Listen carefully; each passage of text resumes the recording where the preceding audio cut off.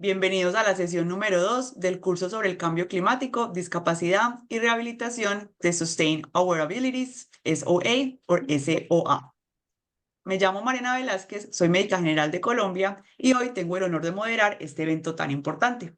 Si tienen alguna pregunta sobre alguna de las presentaciones, por favor, pónganlo en la sesión de Q&A, Questions and Answers, preguntas y respuestas, que está al lado del chat en la barra. En esta segunda sesión exploramos el tema del cambio climático y la discapacidad desde la perspectiva de la terapia. Nos sumergiremos en cómo los eventos climáticos extremos y los cambios ambientales afectan a las personas con discapacidad y cómo la terapia puede desempeñar un papel crucial en la mitigación de estos impactos y en el apoyo a la rehabilitación.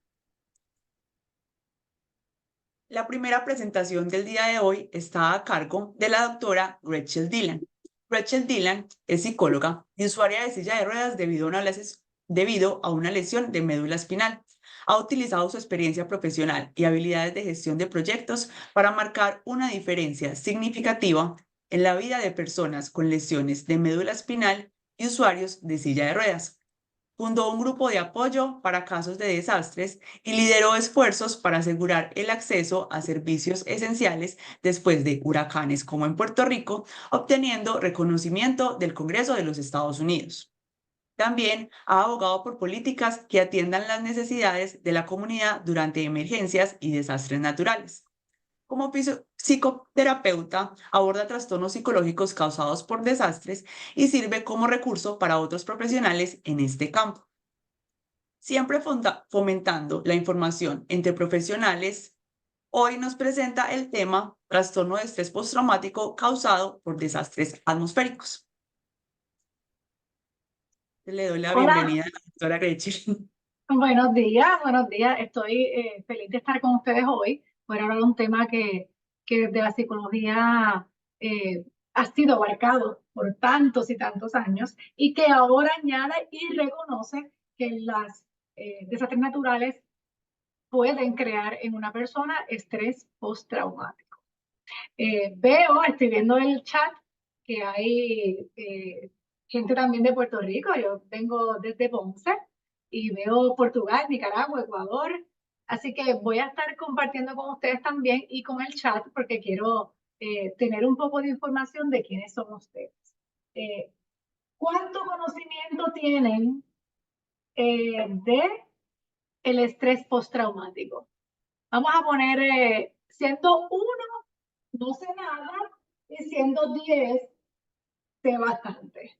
Si nos pueden escribir en el chat, uno siendo nada y 10 siendo bastante. ¿Cuánto sé yo del estrés postraumático? Nos pueden escribir por aquí para yo conocer también la audiencia. Veo 3, veo 3 también, 6, 3. Me gusta que haya muchos 3, eso me gusta mucho. 4, 2, 3 me gusta mucho, porque eso entonces nos pone en una audiencia que quiere saber sobre este. Estoy compartiendo y creo que al compartir no me deja ver el chat.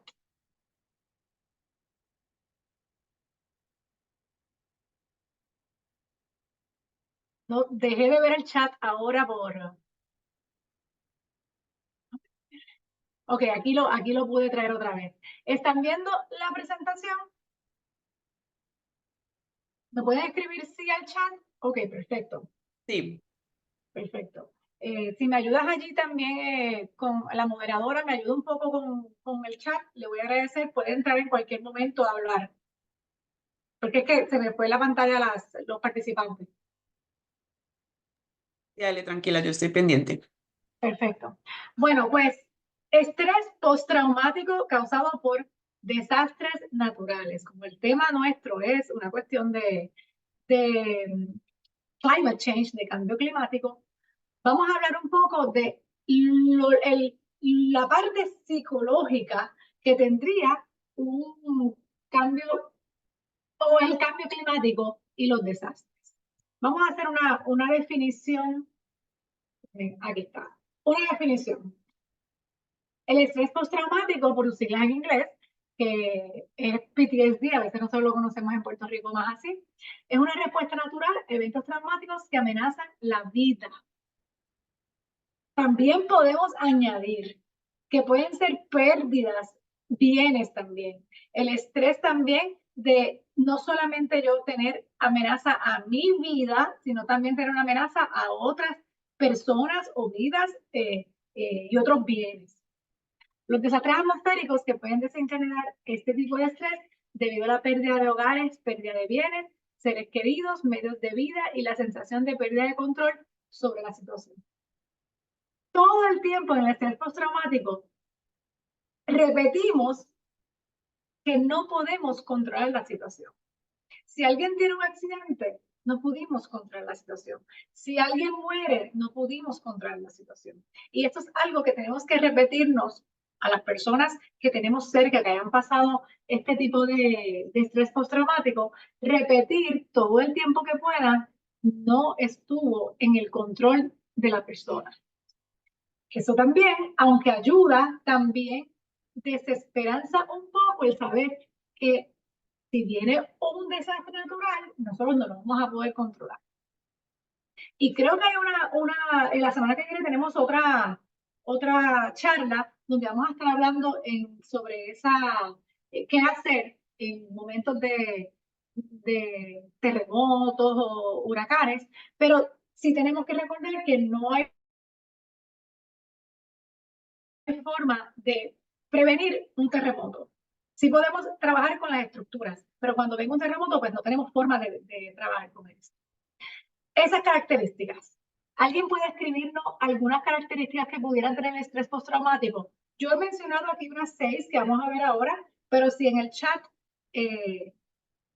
nos pueden hablar un poquito de la situación de las características. Alguien que pueda compartir qué creen es muy bien. Veo ansiedad, ataques de pánico, irritación. Esta gente sabe bastante, eso que son de un 3. Esa me gusta mucho, dificultad para conciliar el sueño. Y es porque tiene que ver con el círculo circadiano. No vamos a añadir ahí, pero el círculo circadiano es el balance que hace nuestro cuerpo con el sueño. Veo desesperación, veo falta de apetito o ganas de comer mucho por la ansiedad. Vamos a ver la primera aquí, yendo a las características del estrés postraumático. Recuerdos intrusivos, pensamientos, imágenes o recuerdos perturbadores del evento traumático que aparecen de forma repentina y sin control. Esa es la forma de uno poder saber lo que es intrusivo. No tengo el control. Ese pensamiento viene todo el tiempo sin yo pedirlo. Se me repite sin yo pedirlo. Las pesadillas y los flashbacks, experimentar sueños perturbadores relacionados con el evento traumático, tener flashbacks. ¿Ustedes saben lo que son flashbacks? Ser una palabra en inglés. ¿Tienen ideas de lo que son? Si nos pueden escribir algo aquí. Sé que a veces todos los hemos tenido de alguna manera. Un recuerdo, algo que nos trae una escena que viene porque nos pusimos unos zapatos y nos acordó tal cosa, unos tenis con los que nos caímos y no queremos ponernos otra vez esos tenis. Veo aquí revivir escenas, muy bien, recuerdos o vistas del pasado. Y recuerden que cuando estamos hablando del estrés postraumático, esos recuerdos o vistas del pasado son intrusivas. No es que yo, por ejemplo, veo algo y traigo el recuerdo. Yo misma decido traer el recuerdo. No, es que en estos casos, cuando hablamos de estrés postraumático, el recuerdo viene sin yo pedirlo. Vamos a la próxima. La evitación. Evitar deliberadamente situaciones, personas o lugares que recuerden el evento traumático. Si yo pasé por un pasillo y en ese pasillo me caí, y claro, pudo haber sido algo más exagerado, pero me caí, yo voy a evitar pasar, no solo por este pasillo, voy a evitar pasar por todos los pasillos que sean similares. Hipersensibilidad. Sentirte constantemente alerta, nervioso o tenso. Esto puede manifestarse en la dificultad para conciliar el sueño, lo hablamos ahorita, irritabilidad, respuestas de sobresalto, exagerado o dificultad para concentrarse. También, cuando nosotros tenemos menores que tienen un estrés postraumático, pues como la dificultad para concentrarse es tanta por los recuerdos que vienen como flashbacks, pues entonces un menor no va a poder concentrarse bien en la escuela y vamos a tener un problema académico por un pensamiento o un trauma no trabajado. Veo también en algunas definiciones, unas definiciones muy interesantes es que vi que el estrés postraumático es la retardación de no tener éxito manejando una situación traumática. Unas personas tardan más que otras en resolver situaciones traumáticas y se vuelve un estrés postraumático cuando se retarda, cuando dura más. Todos podemos pasar por una situación de duelo, todos podemos pasar por una situación de estrés. Sin embargo, cuando nos dura esa sensación, más tiempo con una persona o más tiempo con una persona en la misma situación, entonces podemos hacer un diagnóstico de estrés postraumático. Hoy en la charla tenemos también alguien que sea parte de la salud mental en las personas que están con nosotros. Me gustaría conocer también si hay alguien que pueda aportar de parte desde la salud mental o desde otra esquina de la salud. Nos pueden escribir al chat que vamos a estar pendientes a sus comentarios. Los problemas de relaciones interpersonales. Veo enfermera, qué chévere. Me imagino que usted ya ha visto esta situación de las relaciones interpersonales. Dificultad para mantener relaciones saludables o cercanas debido a la habitación. En las parejas lo vemos bastante. Cuando hay una persona con estrés postraumático y la otra persona es su pareja, pues ahí vamos a ver un problema de relación interpersonal. Igual si hablamos de niños, vamos a ver problemas de relaciones interpersonales con otros pares. Debido a esto, a la desconexión emocional. Vamos a la otra diapositiva. Síntomas físicos. Aquí posiblemente los que son enfermeras lo pueden ver más. Esto de experimentar síntomas físicos como dolores de cabeza, problemas gastrointestinales, palpitaciones cardíacas, tensión muscular, problemas de sueño, que pueden ser una manifestación del estrés postraumático. Y aquí podemos añadir muchos más. Pero sí es importante que una persona, que ustedes sepan que una persona que tiene estrés postraumático sí pudiera tener síntomas físicos, somatizar estas características de las que habíamos antes y convertirlas a situaciones físicas, desde la mentalidad o desde un problema mental a una situación física. Pensamientos y creencias negativas, y aquí pues ya yo le dejé estas 8, que son sentimientos de culpa, vergüenza, autoinculpación, relacionadas con el evento traumático, así como creencias negativas sobre uno mismo, los demás o el mundo en general. En caso de los desastres naturales, podemos ver entonces cómo tenemos las creencias negativas o la culpa de no estar en un lugar de más protección. Y lo hemos visto aquí en Puerto Rico especialmente, que hemos pasado por tanto huracán y últimamente un terremoto que tuvimos hace unos 3 años, si vemos esta culpa de que si hubiera hecho tal cosa, no hubiera perdido la casa, no hubiera perdido el bien. Porque como les comenté, el estrés postraumático no es por muerte nada más, es por las pérdidas. Y hay personas que no manejan las pérdidas bien, como otras personas que pueden manejar una nueva realidad, que es parte de las teorías, trabajar con la nueva realidad. Bueno, ¿cuántos conocen lo que es el DSM-5? Pueden levantar una manita. Yo como quiera les voy a explicar, pero para también ir conociendo a la audiencia, El DSM-5, me pueden ver por aquí, yo tengo es un libro para algunas personas que están, nosotros en Estados Unidos y Puerto Rico, usamos el DSM-5. Este es el manual de desórdenes mentales. Ahora mismo estamos en nuestra quinta edición TR. Sé que otras personas que están en la audiencia usan el CI10. Silvia, entiendo que conoces lo que es el DSM-5, que es la versión americana. Y como quiera, el DSM-10 también abarca los desórdenes mentales. Y la definición es muy similar. En el caso, yo voy a hablar del DSM-5. ¿Cómo podemos diagnosticarlo? Bueno, lo primero es que tenemos que ver esos criterios que vimos, que son los 8, por más de un mes. Todos corridos.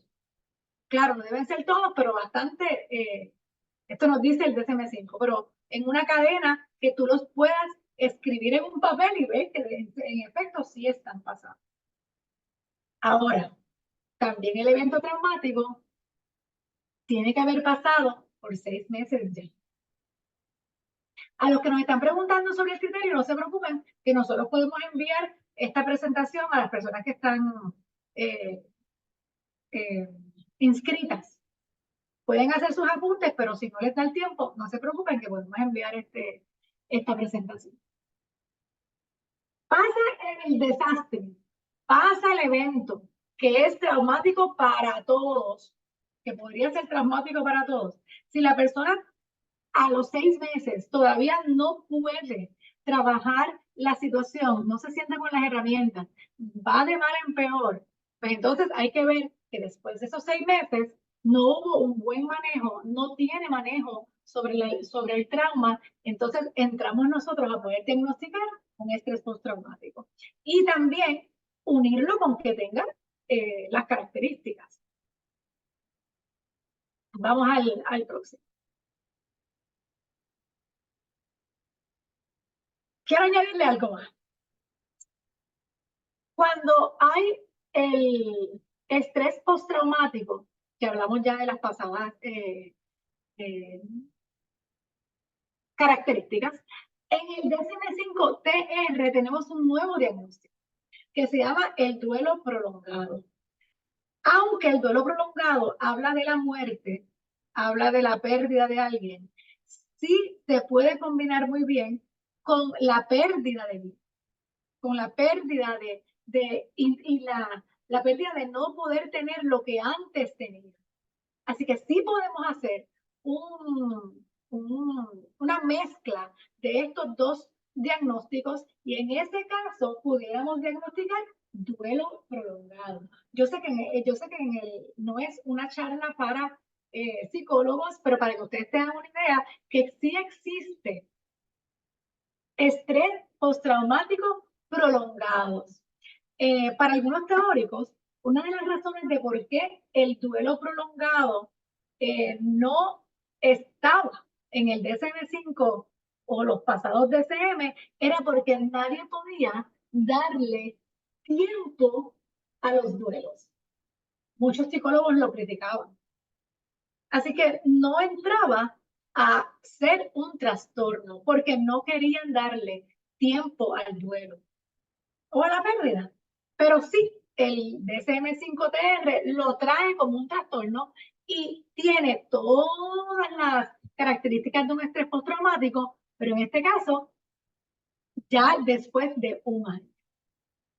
Cuando una persona tiene, después de un año, unas situaciones de muchas características de estrés postraumático y de duelo, pues se puede diagnosticar. El duelo prolongado también se diagnostica en niños.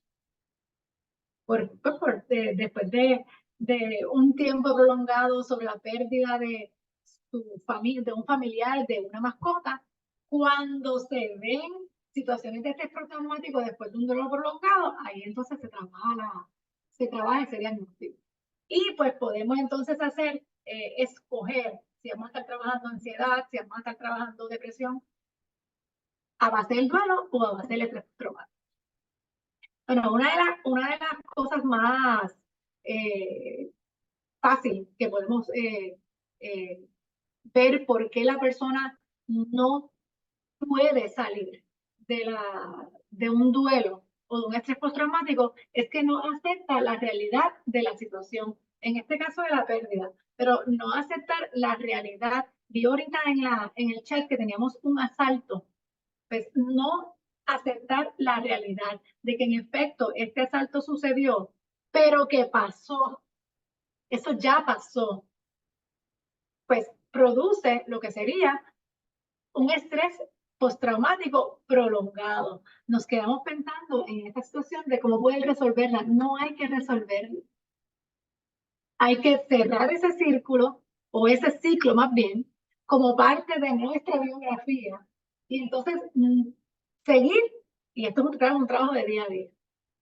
El duelo prolongado si trabaja todo lo que tiene el diagnóstico de estrés postraumático y añade pues que es más tiempo. Déjeme pasarla. Bueno, otra vez, no es un taller para psicólogos, pero sí puedo hablarles de las terapias más reconocidas para el estrés postraumático. Y si ustedes quieren buscar de alguna en internet, hay bastante información de estas tres que yo les traigo. La terapia cognitiva es la más vieja, de las más conocidas. Es una terapia que ayuda a cambiar la forma de pensar. No va a suceder otra vez. No se va a repetir. Y no es porque no se vaya a repetir, es que tenemos que hacer una aceptación de un evento que es parte de nuestra biografía. Y es la repetición de las definiciones. ¿Qué significa miedo? ¿Qué significa ansiedad? ¿Qué significa desesperanza? Es tomar todas esas emociones relacionadas al evento y definirlas. Cuando se definen, podemos entonces cambiar esos patrones cognitivos que son parte o parte de las terapias que trabajamos para hablar todo lo que podamos hablar sobre ese tema que pueda redefinir y hacer cambios de esas emociones. ¿Qué significa miedo al futuro? ¿Qué significa miedo al futuro antes de este evento? ¿Y qué significa ahora? ¿Cómo yo puedo cambiar mis definiciones? En ese caso, la persona escribe todas esas definiciones y empezamos a trabajar con cómo podemos cambiarla para que esta persona tenga más control de sus pensamientos. Déjame pasar la otra. La terapia de exposición. Y el que no es psicólogo aquí no tiene que hacer nada de eso, pero sí es bueno que tengan la información. Yendo al ejemplo de si tuve una situación en un pasillo, podemos llegar hasta la terapia tan física como llevar a la persona a pasar por el mismo pasillo. Aquí lo que dice es que hacemos primero unas terapias habladas, donde le decimos a la persona, vamos a vernos en ese lugar, vamos a trabajar cómo sería pasar por ese lugar. Si la persona tiene una persona de confianza, pudiera ir entonces a ayudarnos a nosotros los psicólogos a trabajar una terapia de exposición. Porque no solamente estamos nosotros los psicoterapeutas, sino que también hay otra persona que está acompañando a este paciente a que pueda salir o pueda entender que eso es un proceso, eso fue un trauma que no va a volver a pasar. La persona iría caminando por el pasillo y lo vamos trabajando. ¿Qué sientes? ¿Cómo se ve? ¿Cómo se puede trabajar? Ahora hay unas gafas, ustedes han visto, que son de realidad virtual. Pudiéramos llevar a la persona hasta en las gafas, a una situación similar o hasta la misma, o hasta el mismo lugar, si es que ya la tecnología nos lo permite. Claro, para todas estas cosas hay que tener bastante academia y experiencia para poder trabajar. Yo no trabajaría ninguna terapia para el estrés postraumático que sea en línea, porque las personas pueden caer en una situación de estrés y en una situación de recuerdo tan y tan grande que no permitiría al terapeuta traerlo a la realidad. Si alguna persona está pasando por un trastorno de estrés postraumático, pues yo les recomiendo que sea una terapia presencial. Esta terapia que les voy a hablar ahora es la terapia más moderna, la desensibilización y reprocesamiento del movimiento ocular. ¿Alguien ha escuchado esta terapia? Con un psicomundo estamos.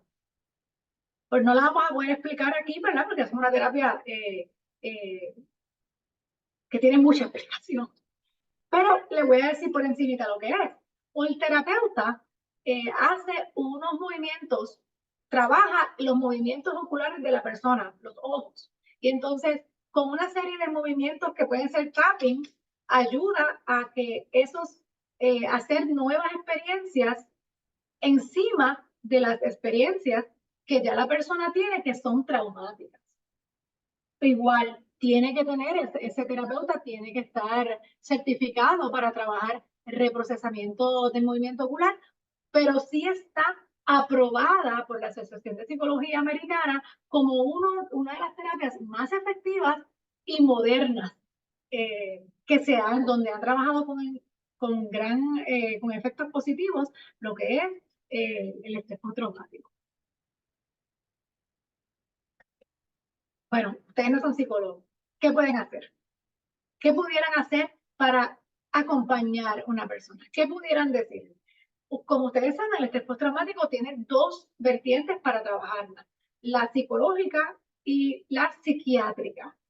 Si la persona lo requiere, lo necesita, no pasa nada. Puede usar medicamentos que se trabaje el estrés postraumático en el caso de la ansiedad para que pueda dormir, en el caso de que le esté trayendo otro tipo de problemas físicos. Sí es muy recomendado que en este tiempo la persona sí pueda usar medicamentos, pero si en sus manos está, diga a la persona, ya tú fuiste a alguien que te pueda ayudar químicamente por medio de la farmacia para el problema que tiene físico.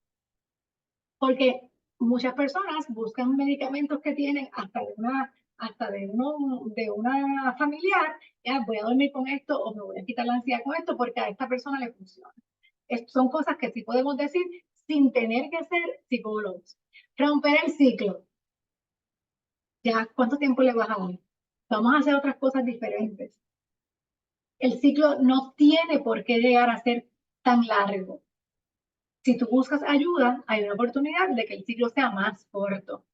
Continúa en contacto. Estas personas también empiezan a estar más solitarios porque no se sienten bien. Entonces sienten que tienen que estar riéndose en lugares donde donde no están cómodos. Por eso también empiezan los ataques de pánico. Por eso es que empiezan todas estas cosas de estar en lugares donde la gente molesta. Continuar en contacto puede ser un gran consejo para alguien que se sienta que este trauma puede volver a pasar. Y bueno, en la cuestión de estos de huracanes, todas estas cosas que pasan a un país o pasan a un territorio muy grande, tenemos la ventaja, no sé cómo decirlo ¿verdad? La ventaja dentro de un desastre, que como es un grupo grande, sí pueden hacer grupos de apoyo.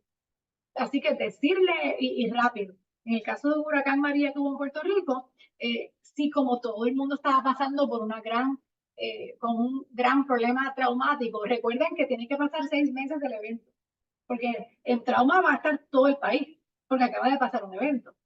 Pero sí se puede, como es un país el que está en estrés postraumático, sí podrán las personas hacer diferentes grupos de apoyo de mujeres, de niños que estén pasando por el mismo o que estén incluidos dentro del territorio. Bueno, los dejo con esto. Cada duelo es también todos los duelos anteriores. Cuando hablamos con personas con impedimentos, muchos de ellos no necesariamente nacieron con un impedimento. Puede haber sido un accidente, puede haber sido una amputación, puede haber sido una discapacidad adquirida. Cuando hay una pérdida nueva, todas las pérdidas se reactivan. Para una persona, las situaciones son como una cascada que de cada trauma va empeorando el trauma anterior. Por eso de cada trauma debe ser transitado, no resuelto, sí transitado. Y esos quedan como unas cicatrices, parte de su biografía, parte de lo del cuento que tenemos en nuestra vida. Si nosotros logramos tener, no voy a decir la palabra control, pero lo más controlado posible, el estrés postraumático luego de un desastre como estos, nosotros sí vamos a poder controlar esos otros duelos. Un duelo buen trabajado, no hay por qué volver a él.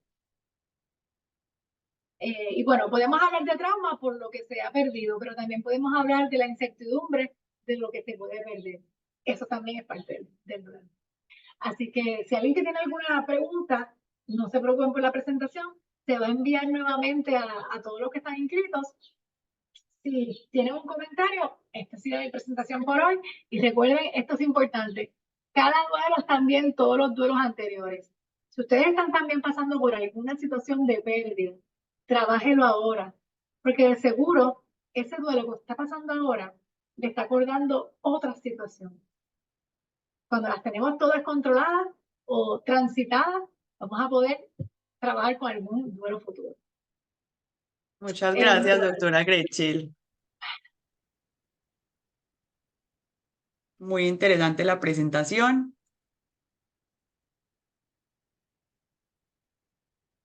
Bueno, a continuación, la segunda presentación está a cargo de la licenciada Melania Ron. Ella nos va a hablar sobre la práctica de la terapia ocupacional sostenible. Melania es una terapeuta ocupacional senior en el Centro de Rehabilitación para Adultos del Instituto de Investigaciones Neurológicas Raúl Correa en Buenos Aires, Argentina. Ella trabaja en rehabilitación neurológica desde 1995 y coordina la unidad de terapia ocupacional en esta institución. Sus principales áreas de experiencia se encuentran en la rehabilitación de adultos y la evaluación de programas. Participa en diversas investigaciones, tanto locales como multicéntricas, y actualmente también imparte cursos de formación para terapeutas ocupacionales en el campo de la rehabilitación neurológica. Buenos días, doctora. Hola, buen día. ¿Se me escucha? Sí, señora. Perfecto. Ahí compartí la presentación.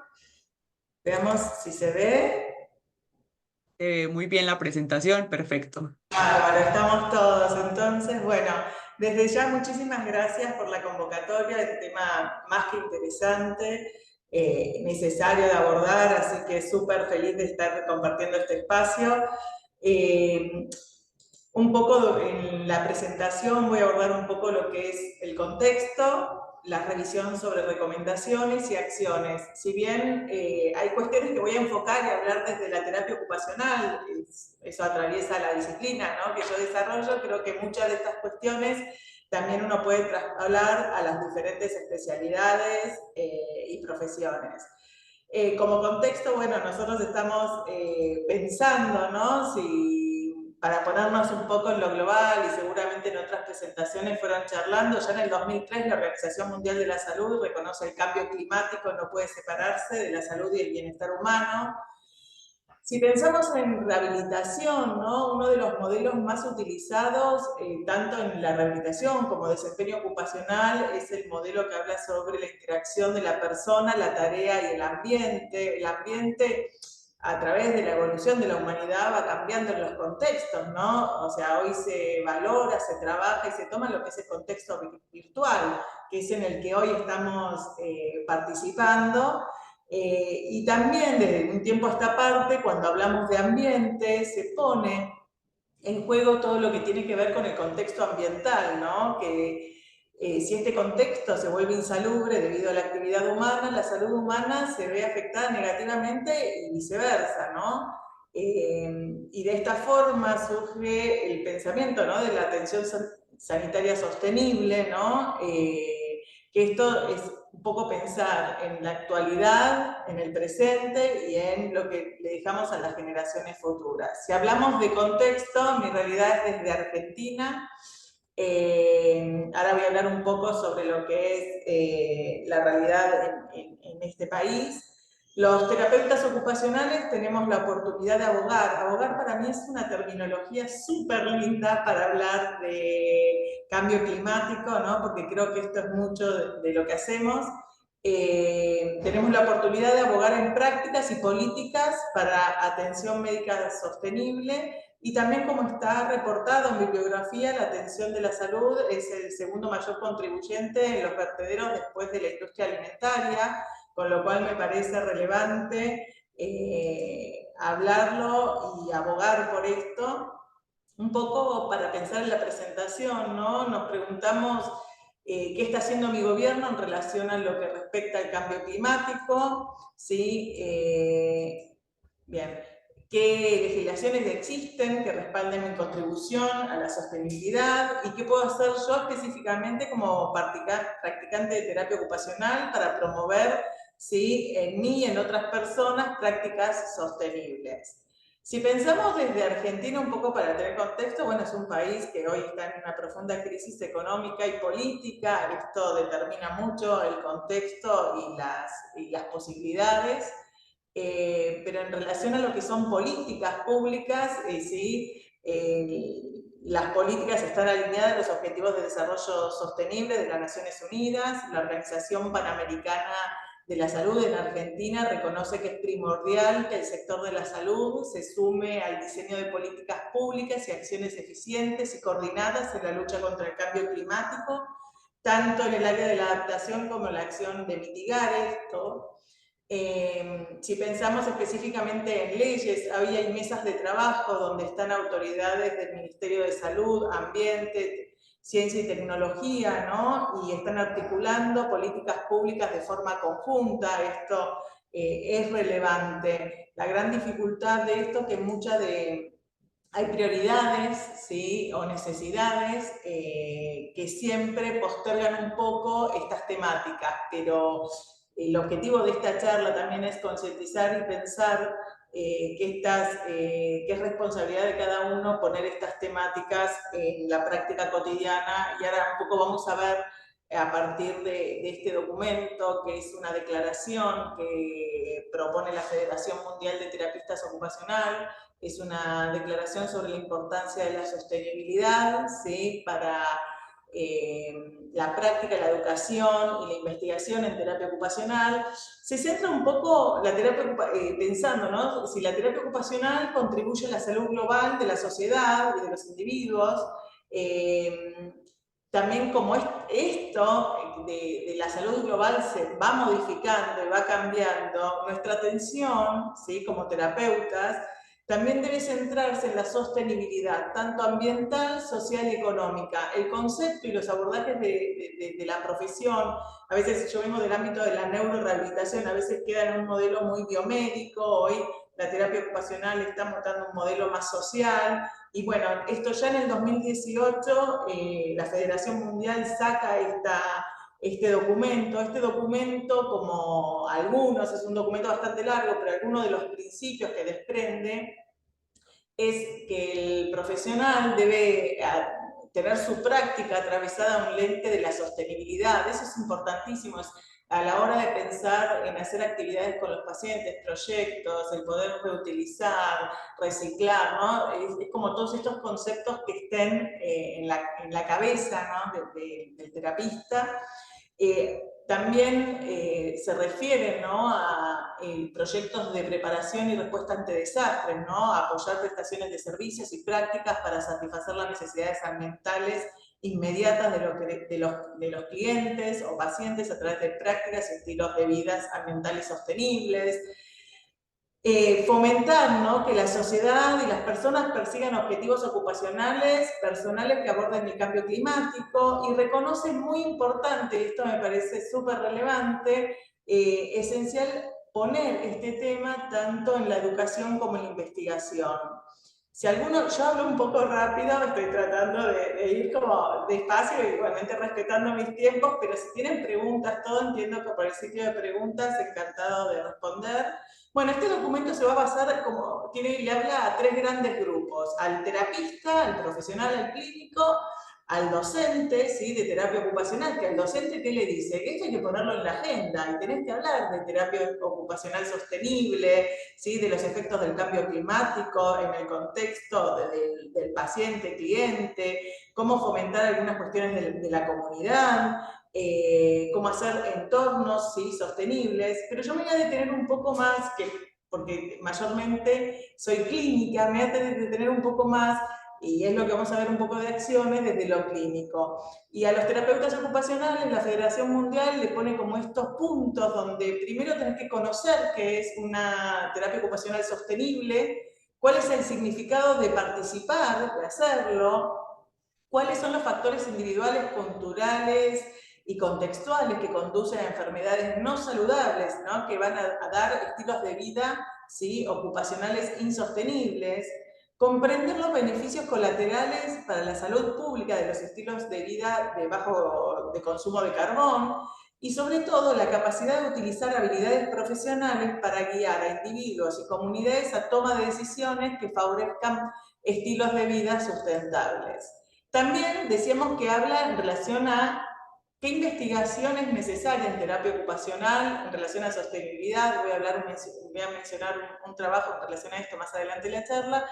Y después, ¿qué dice? Que las organizaciones de TO tienen que apoyar la investigación y promover, ¿sí?, a nivel internacional la sostenibilidad en terapia ocupacional.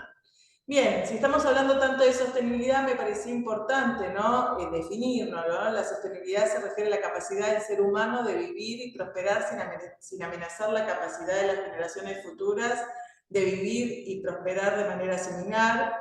Desde terapia ocupacional, cuando se piensa en sostenibilidad, se habla de participar en ocupaciones saludables y significativas sin amenazar la disponibilidad del recurso para futuras generaciones, y que las futuras generaciones tengan las mismas oportunidades de ejercer esas ocupaciones de forma similar. Si pensamos en que mi práctica, yo soy terapista ocupacional, trabajo con adultos en rehabilitación neurológica, pero mi práctica es basada en la evidencia, centrada en la persona, pero también quiero decir que mi práctica ocupacional es una práctica sostenible. Lo que yo debería hacer, según esta declaración, es contribuir a disminuir o mitigar, ¿sí?, el daño ambiental a través de estilos de vida insostenibles, adaptarnos, ayudar a los servicios de TO tienen que ayudar a adaptarse a las consecuencias de los cambios ambientales. Eso hoy cada vez tenemos más de esto, y más de esto tenemos que pensar a la hora de trabajar accesibilidad en la vivienda, acceso al contexto, acceso al puesto de trabajo, a la universidad en relación a esto. Otro de los conceptos es eliminar la actividad innecesaria para disminuir la huella de carbono y desarrollar competencias profesionales para hacer prácticas basadas en cuestiones sostenibles.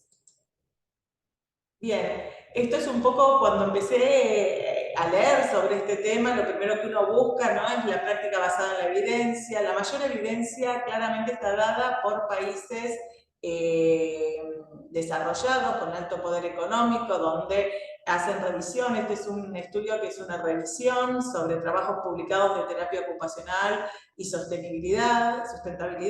Hubo 14 trabajos, la mayoría son de países desarrollados, pero ellos definen como, identificaron 4 maneras de contribuir. Uno es adaptándonos, otra es cooperando, explorando y advertir. Y lo que esta revisión sugiere es continuar la importancia de desarrollar investigación en este campo. Pero un poco para seguir la presentación, yo tomaba este trabajo publicado por un grupo británico que propone 4 principios de práctica sostenible. Fue propuesto por este autor, Mortimer, en el 2010, y habla de lo que es prevención, concientización, eliminar la actividad inútil y disminuir el impacto de la huella de carbono.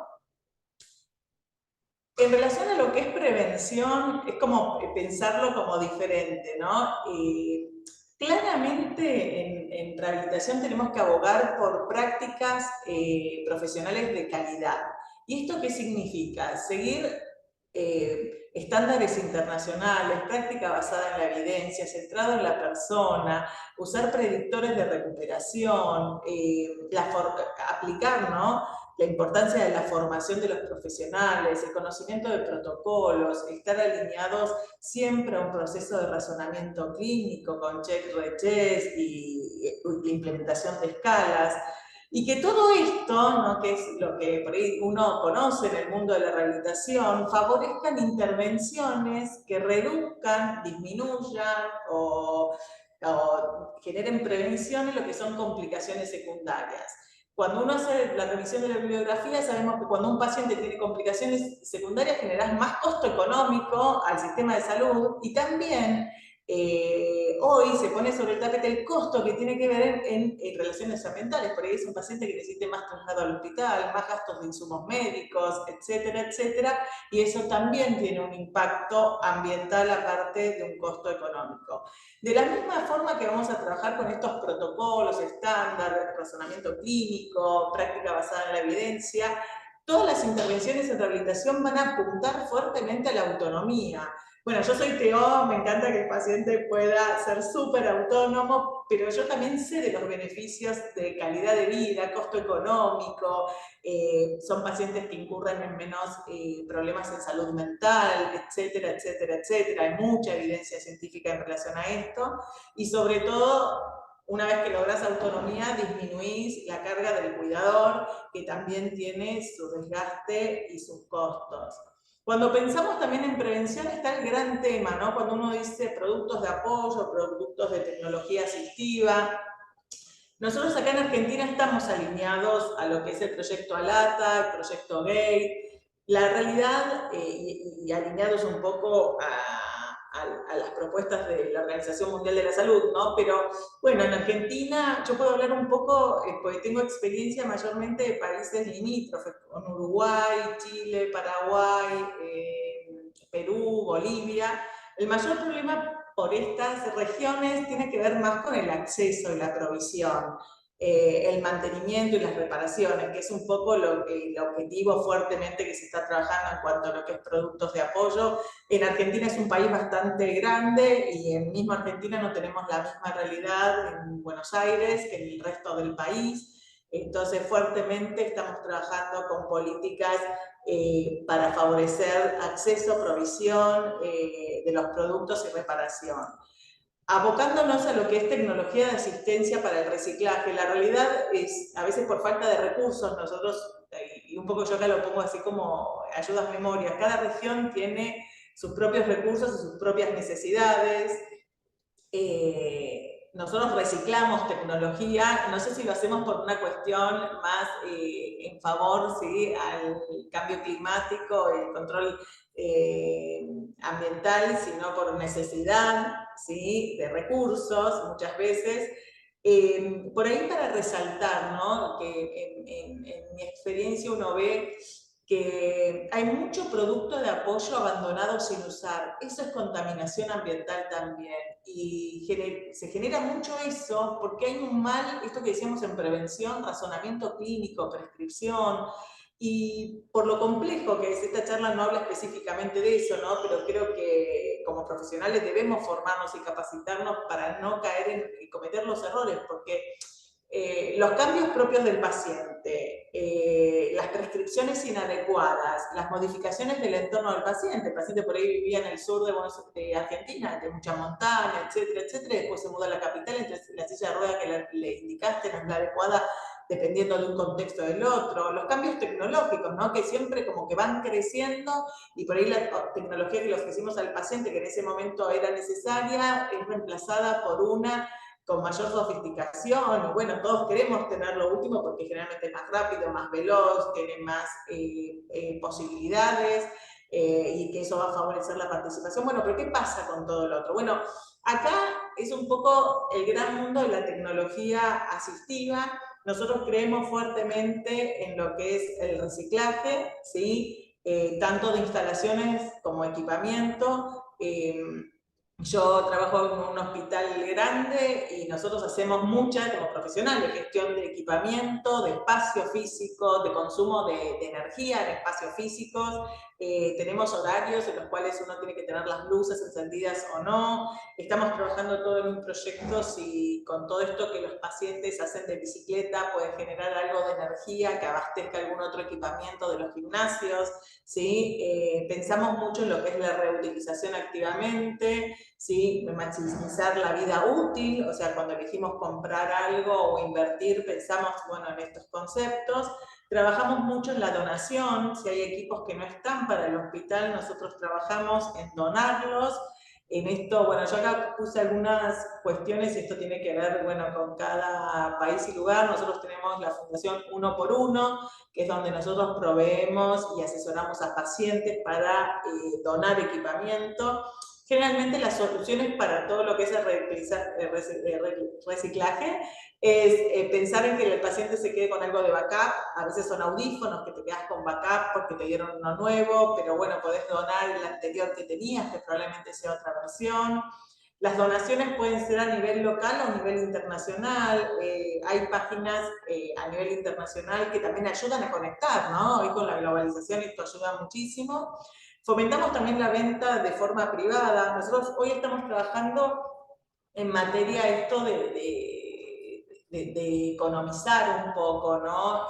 Y a su vez no dejar equipamiento sin usar. Estamos trabajando con las aseguradoras, bueno, acá en Argentina son obras sociales, donde tienen un stock propio de equipamiento y le proveen al paciente. Nosotros hemos ido a los depósitos que ellos tienen, vemos la calidad, clasificamos los tipos de equipamiento y tratamos de recircular.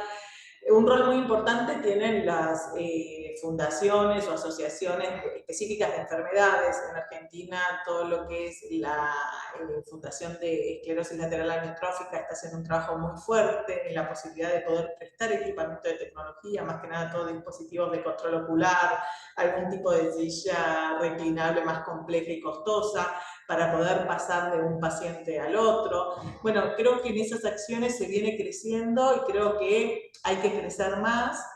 El otro gran punto, ¿sí?, para trabajar es desde terapia ocupacional es fomentar, ¿sí?, estilos de vida sostenible. Creo en los proyectos comunitarios, creo que debemos crecer más en Latinoamérica y en Argentina, ¿sí?, en rehabilitación comunitaria, ¿sí? Pensar, bueno, en enfoques holísticos, disminuir la movilización de los pacientes. Hoy sabemos que el costo de movilizar una persona con discapacidad de un sector al otro tiene un costo muy alto en la salud pública y un impacto muy grande también en el medio ambiente. Favorecer proyectos que tengan que ver con estilos de vida saludables. Nosotros utilizamos mucho, bueno, este hospital tiene mucho verde, así que utilizamos mucho huerta. Esto es un proyecto, creo que es de Inglaterra. Bueno, nosotros creemos que es importante promover actividades sustentables a través de intervenciones de terapia ocupacional dirigidas a ayudar a personas a desarrollar estilos de vida más saludables. Nosotros hacemos proyectos sustentables y proyectos comunitarios junto con la comunidad que está acá en el hospital y tratamos de fomentar en los pacientes este tipo de actividad.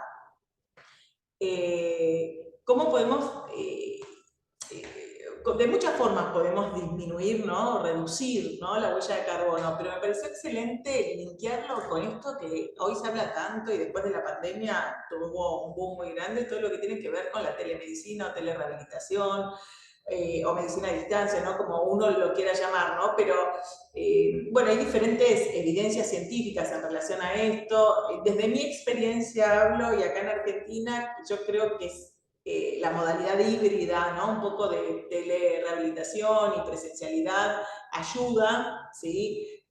Ayuda muchísimo. Nosotros estamos ofreciendo estos servicios y estos servicios hace a la accesibilidad de la rehabilitación y también ayuda a disminuir la huella de carbono porque uno tiene que trasladarse menos. Bueno, esto que decía, rehabilitación basada en la comunidad, cercana al hogar, pero creo que bueno, esto es un punto que en los programas de rehabilitación hoy uno tiene que poner, ¿no?, que es la telemedicina. Y solo un poco a modo ya de ir cerrando, si bien hablamos que hay directrices y políticas a nivel nacional que están alineadas a consensos internacionales, después que la práctica profesional debe esto debe fomentarse desde la educación, la investigación, desde los profesionales, desde la práctica. Yo creo que las acciones son individuales y cada acción individual puede tener un significado, un impacto significativo, ¿sí? En el cambio. Y a modo de conclusión, ¿no? Pensar, para los que estuvimos acá participando, ¿no? Cómo hoy podemos pensar cuál es nuestro conocimiento sobre lo que es la sostenibilidad en terapia ocupacional, reflexionar sobre la relación en la ocupación humana con la salud y el bienestar humano, cuál es la percepción en relación a los estilos de vida, ¿sí? Que afectan tanto al medio ambiente. El terapeuta ocupacional trabaja mucho sobre hábitos ocupacionales, rutina diaria, fomentar, ¿no? Hábitos que protejan el medio ambiente, es hacer una terapia ocupacional sostenible. Otra de las cuestiones que debemos reflexionar es cómo esta sostenibilidad va a influir en los contextos culturales y sociales, y después hacer como una reflexión sobre qué estilos de vida laborales tenemos, si son saludables y sostenibles. Creo, solo a modo de terminar, con esta frase, ¿no? Esforzarnos para ocupar el lugar que nos corresponde como agentes de cambio social. Reflexionemos si nuestra práctica profesional es una práctica sostenible desde el momento de hacer cualquier intervención con el paciente. Bueno, muchísimas gracias por su atención, espero haber estado clara. Y muchas gracias, doctora Melania. Estaba muy interesante la presentación. Bueno, nuestra tercera presentación está a cargo de Liala Kadeli. Ella en este momento no puede estar con nosotros hoy, pero nos dejó un video pregrabado. Ella es fisioterapeuta y su presentación habla sobre el cambio climático, cómo abordar sus repercusiones y estrategias en fisioterapia. Ella es una fisioterapeuta italiana que obtuvo su licenciatura y maestría en fisioterapia de la Universidad de Tris y Siena en Italia. Su experiencia incluye una significativa participación en ayuda humanitaria, rehabilitación y empoderamiento comunitario. Ha ocupado roles clave en organizaciones como Lesiones de Médula Espinal en Australia, donde actualmente lidera un proyecto sobre reducción de riesgos de desastres inclusivos para personas con discapacidad.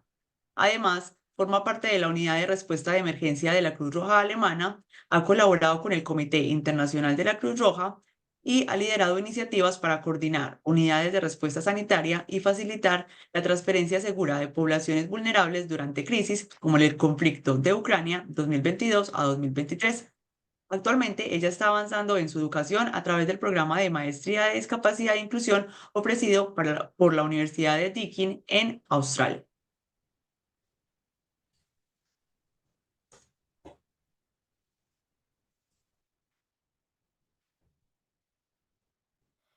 Buenas tardes a todos y bienvenido a la presentación de hoy sobre cómo podemos abordar el cambio climático desde la perspectiva de la fisioterapia. Mi nombre es Liala Cadelli y soy una fisioterapeuta italiana. Empecé mi carrera en el 2006 y una de las áreas profesionales que más me interesan es la atención de pacientes en contexto de crisis humanitarias y de alta complejidad. En colaboración con organizaciones como la Cruz Roja Alemana, el Comité Internacional de la Cruz Roja y otras, he tenido el privilegio de participar en la creación de varios proyectos a nivel internacional, soportando personas con discapacidad y prestando apoyo en situaciones de emergencia, como el conflicto de Ucrania y el terremoto de Haití. Actualmente trabajo con la Spinal Cord Injuries Australia en Sydney, dirigiendo un proyecto para reforzar la preparación ante emergencias en comunidades de riesgo y para la persona con discapacidad, generalmente olvidada. Como bien sabe, el cambio climático es un problema global urgente que alcanza una perspectiva política, económica y social muy importante, que influye en múltiples y diversos aspectos de nuestras vidas, incluida la asistencia sanitaria, y cuyos profundos efectos afectan a los grupos más vulnerables de nuestras sociedades. Entre estos grupos, la persona con discapacidades se enfrenta a retos y consecuencias especialmente significativos. Hoy exploraremos la relación entre el cambio climático y fisioterapia, estudiando cómo podemos utilizar este campo para intervenir y como mínimo mitigar los efectos adversos que el cambio climático inflige en nuestra salud y en la salud de la persona con discapacidad. Veremos algún ejemplo de adaptaciones y estrategias de mitigación y me centraré particularmente en el proyecto que actualmente dirijo en Australia. En relación al proyecto de reducción de riesgo de desastre que actualmente coordino, enmarcado en lo que se denomina gestión inclusiva de riesgo con enfoque en persona con discapacidad o Disability Inclusive Disaster Risk Reductions, podemos considerar que esta es una herramienta que permite adaptar los planes de emergencias a las necesidades especiales de la persona con discapacidad, incluyéndolos en la gestión y definición de las estrategias de reducción de riesgo de desastre y su gestión. La mayoría de estudios sobre los efectos del cambio climático muestran una relación directa o indirecta entre este y el deterioro de la salud en múltiples formas y grados. Se prevé que entre el 2030 y 2050 más de 250.000 personas morirán anualmente debido al cambio climático y por esta razón se ha señalado el cambio climático como la mayor amenaza para la salud humana del siglo XXI. Los países en desarrollo se ven especialmente afectados por el impacto del cambio climático, debido a que son más vulnerables a los efectos dañinos de una amenaza y tienen menor capacidad de reacción.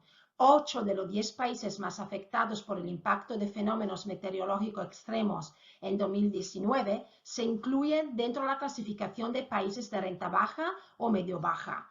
La mitad de estos países con menos desarrollo del mundo tienen infraestructuras sanitarias deficientes y por lo tanto serán lo menos capaces de hacer frente a situaciones de desastre, como hemos visto en la pandemia de COVID-19.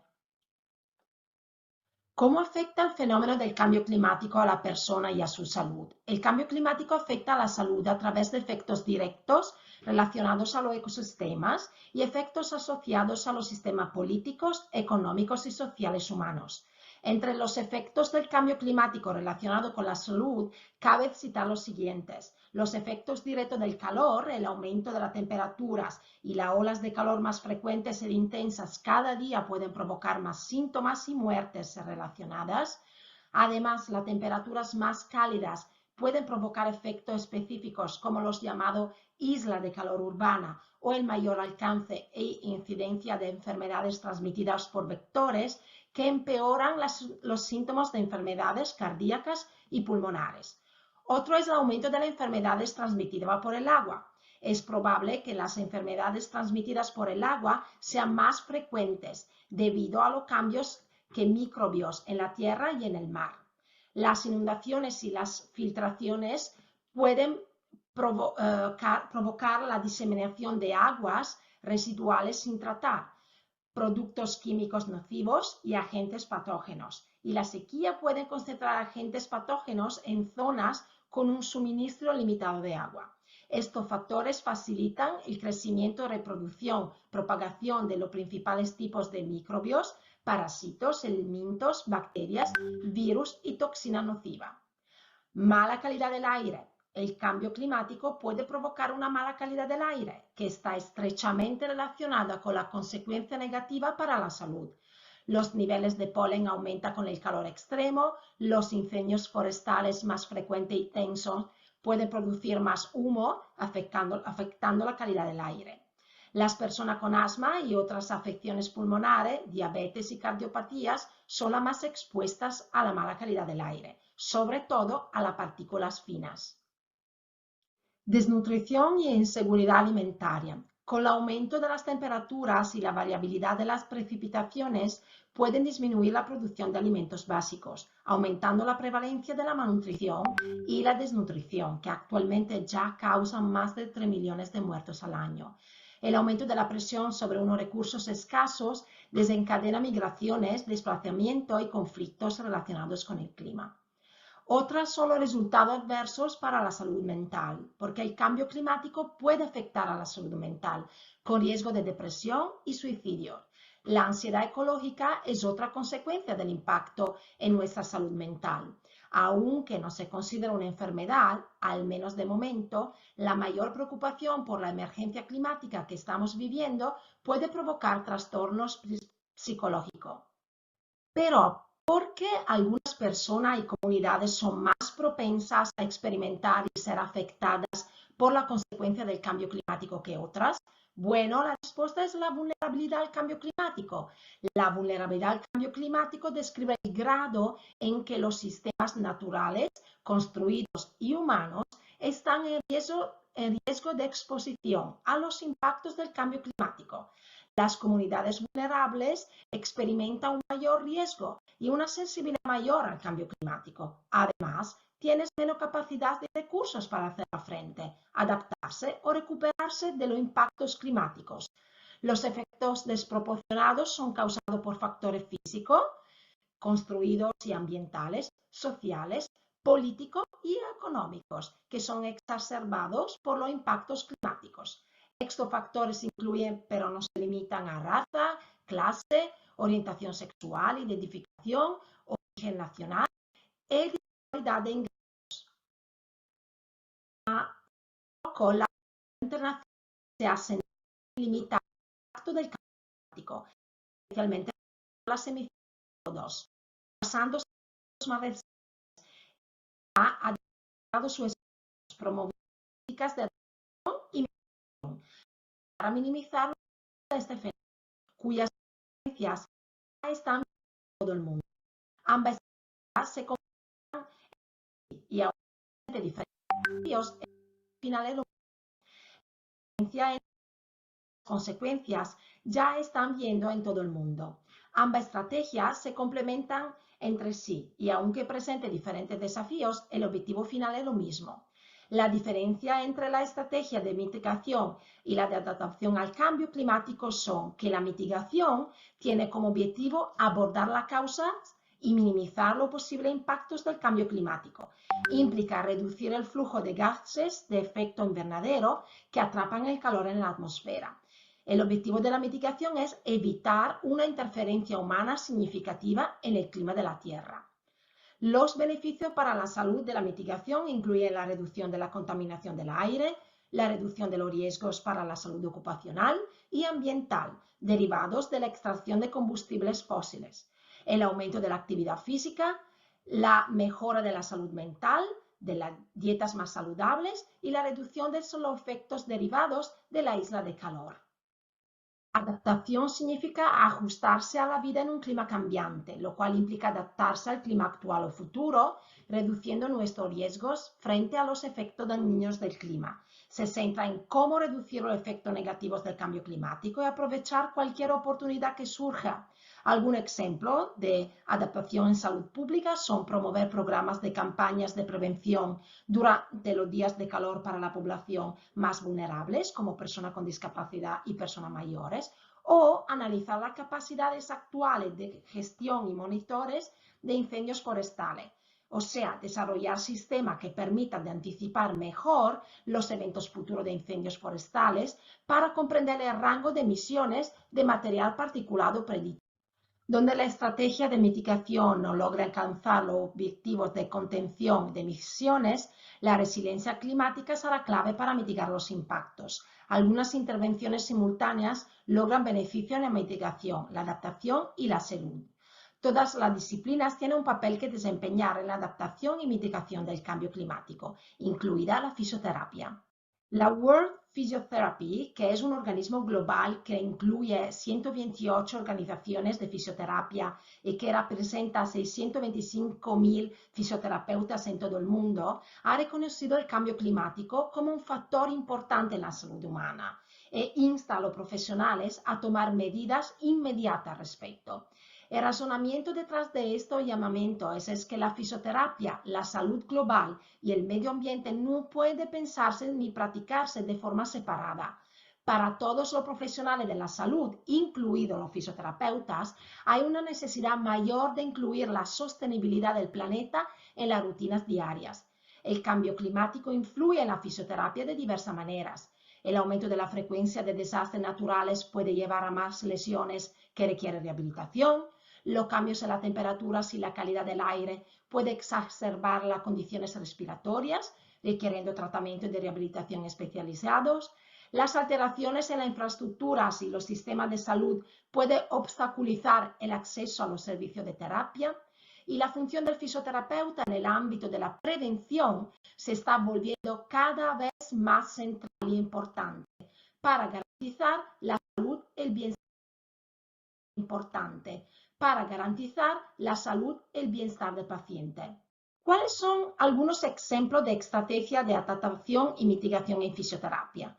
Bueno, en fisioterapia la estrategia de mitigación puede incluir promover opciones de transporte activo como caminar o andar en bicicleta para los pacientes, con el fin de reducir la dependencia de los combustibles fósiles para desplazarse, o implementar prácticas de eficiencia energética en las instalaciones de terapia, como el uso de fuentes de energía renovable y la reducción de residuos.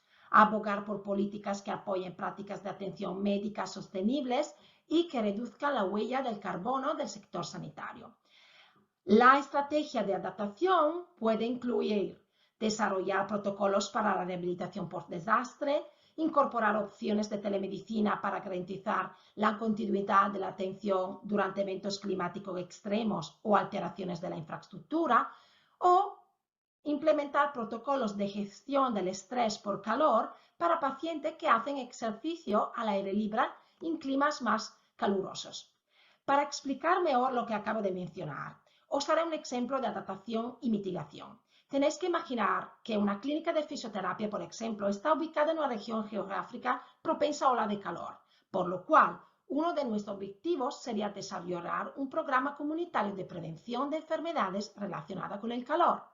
Si queremos aplicar una estrategia de mitigación, reducirá el consumo de energía en la clínica, optimizando los sistemas de aire acondicionado y utilizando fuentes de energía renovable para las intervenciones. Usando una estrategia de adaptación, podemos educar a los pacientes sobre cómo reconocer signos de enfermedades relacionadas con el calor y modificar sus rutinas de ejercicio durante el clima cálido. Otro ejemplo importante de estrategia de adaptación relacionado con mi papel como fisioterapeuta es el proyecto que estoy liderando con la Spinal Cord Injury Australia en New South Wales, que tiene como objetivo preparar a la persona con discapacidad en caso de emergencia, como desastres naturales. Entre las diferentes estrategias de adaptación que podemos adoptar para contrarrestar los efectos del cambio climático, la preparación para emergencia es una de ellas. El número de emergencias y desastres naturales que enfrentamos a nivel mundial ha aumentado en los últimos años y los eventos extremos e intensos se han vuelto más frecuentes. Estos eventos aumentan la vulnerabilidad existentes, especialmente en comunidades de bajo ingreso y países en desarrollo, con recursos e infraestructuras limitadas, y entre grupos específicos como personas con discapacidades y ancianos. Por esta razón, la preparación y la prevención son dos herramientas importantes para prepararse ante una emergencia. La preparación para emergencia abarca una serie de actividades y medidas diseñadas para anticipar, responder y recuperarse de desastres de manera efectiva. Esto incluye desarrollar sistemas de alerta temprana, establecer planes de evacuación, almacenar suministros esenciales y coordinar los esfuerzos de respuesta de emergencia. Si bien la preparación para emergencia es crítica para todo tipo de desastre, se vuelve aún más importante cuando consideramos a la persona con discapacidades. La preparación para emergencia sirve como una estrategia de adaptación crucial frente al cambio climático. Las personas con discapacidad suelen ser afectadas desproporcionalmente por los desastres por diferentes razones. Muchas de estas personas están socialmente o logísticamente aisladas, frecuentemente enfrentan múltiples barreras como la falta de sistemas de advertencia de evacuación accesibles, carencia de transporte apropiado, refugios que no son accesibles y la falta de equipo y atención médica necesaria para su bienestar.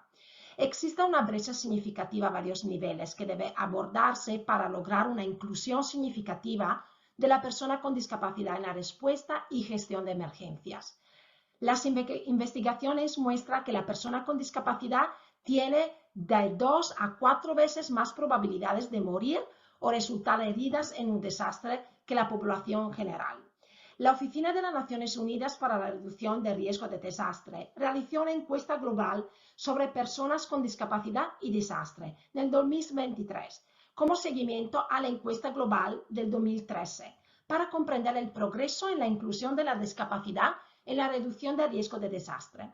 La encuesta tuvo como objetivo identificar si las personas con discapacidad estaban preparadas para posible desastre, si existían sistemas de alerta temprana y de información de riesgo disponibles y accesibles, y si la persona con discapacidad estaba al tanto de los planes a nivel nacional y local, y si la comunidad de personas con discapacidad participaba activamente en la toma de decisiones y de planificación de la reducción del riesgo de desastre.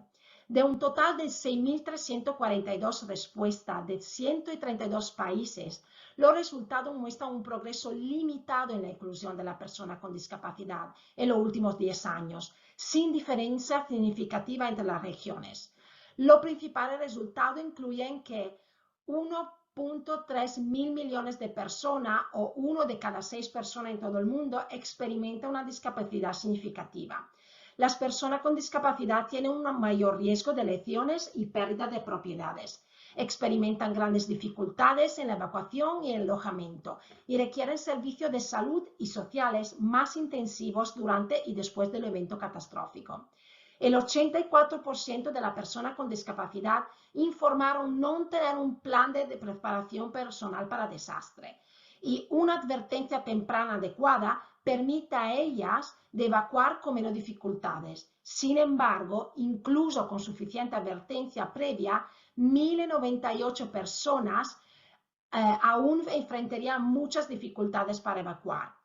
El 56% de ellas informaron no estar al tanto o no tener acceso a informaciones de riesgos de desastres en formato accesible en sus comunidades. Y solo el 11% de las personas con discapacidad informaron estar al tanto de los planes de reducción de riesgo de desastre a nivel nacional, el 14% a nivel subnacional. Solo el 8% informaron que los planes locales abordaban las necesidades específicas de la persona con discapacidad.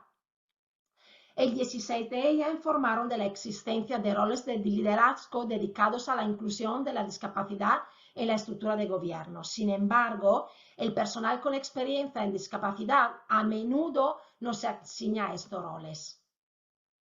A nivel internacional, el Sendai Framework for Disaster Risk Reduction 2015-2030, que fue adoptado por las Naciones Unidas en el 2015, reconoce a la persona con discapacidad como parte interesada contribuyentes, enfatizando la necesidad de inclusión en todas las políticas y prácticas de reducción de riesgo de desastre.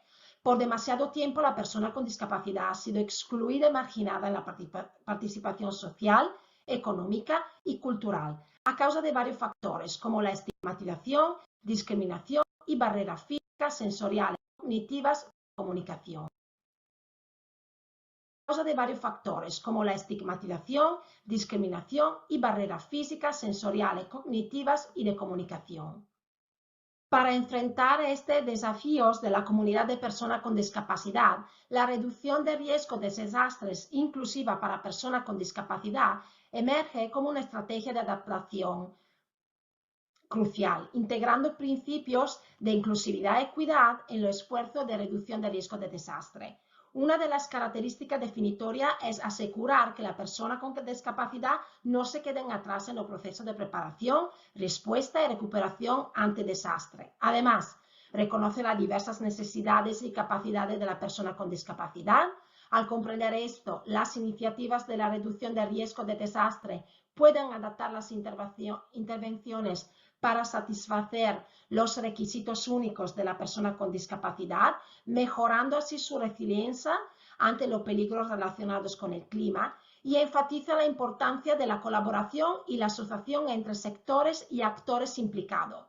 Al involucrar a las comunidades locales, agencias gubernamentales, servicios de emergencia estatales, organizaciones sin fin de lucros y sector educativo y académico, las iniciativas pueden aprovechar la experiencia y los recursos colectivos para desarrollar soluciones holísticas y sostenibles, fortaleciendo en última instancia las resiliencias de las comunidades ante desastres inducidos por el cambio climático. En la práctica se abarca una variedad de intervenciones destinadas a reducir la vulnerabilidad de la persona con discapacidad ante desastres relacionados con el clima. Estas pueden incluir el desarrollo de sistemas de alerta temprana accesible, el establecimiento de planes de evacuación inclusivos, la provisión de tecnología de asistencia y servicio de apoyo y la promoción de la gestión de riesgo de desastre basada en la comunidad y que incluya a personas con discapacidad. Al implementar estas medidas, hay un esfuerzo por desarrollar la capacidad adaptativa de las personas con discapacidad y fomentar una sociedad más resiliente. Todos estos conceptos son la base de la herramienta de preparación de emergencia centrada en la persona, o PCEP, Person Centered Emergency Preparedness.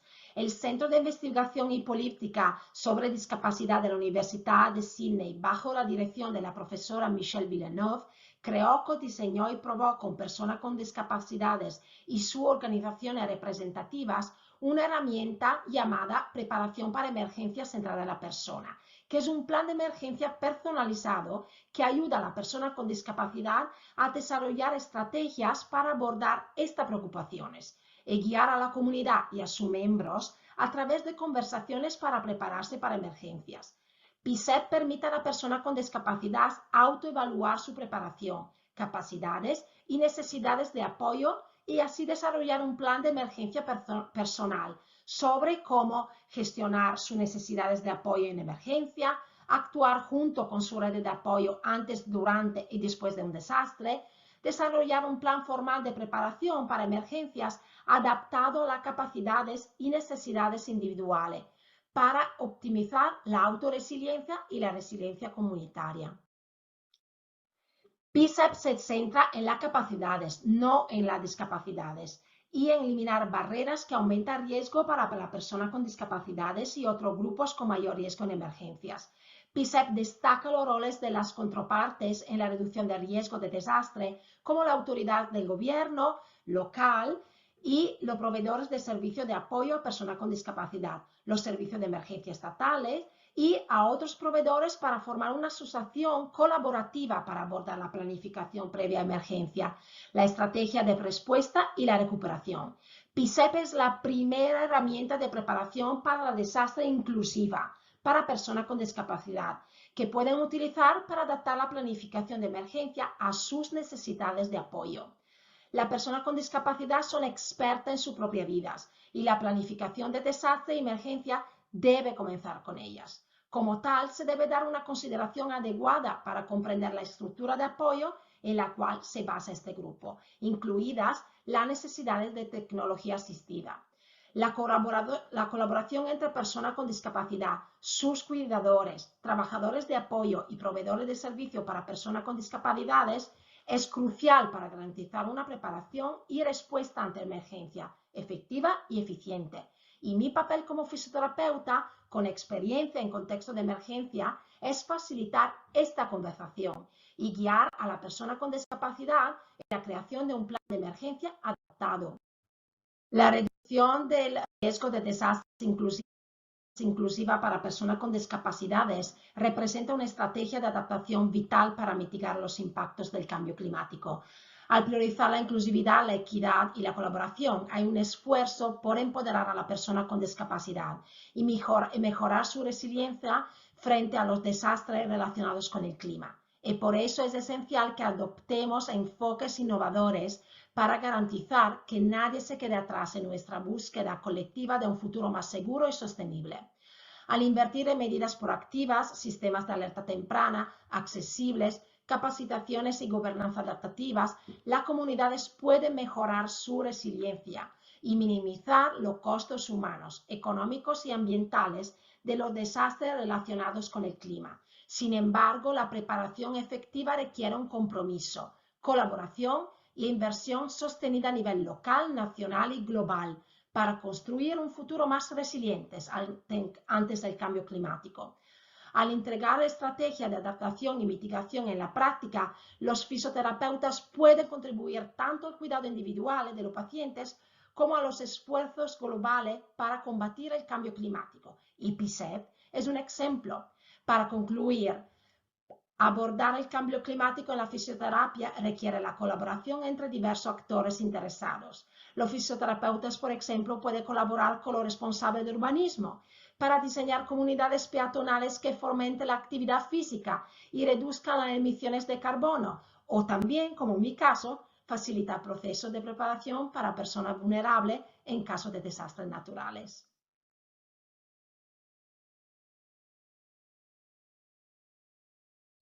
Gracias por su atención. En esta última diapositiva incluyo el QR code de mi perfil LinkedIn, donde podéis contactarme para cualquier pregunta, dudas o consideraciones.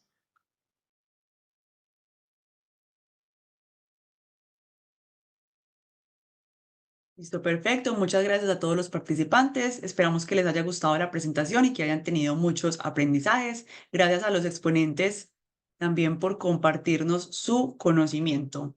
Aprovechamos este momento, tenemos poquitos minutos por si quieren hacer preguntas a los expositores.